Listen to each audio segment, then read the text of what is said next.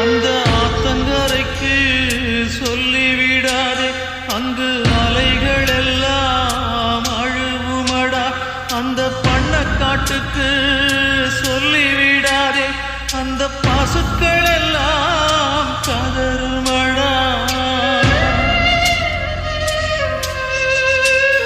அந்த சோளக்காட்டுக்கு சொல்லிவிடாதே, பசும் தோகையெல்லாம் வாடுமடா.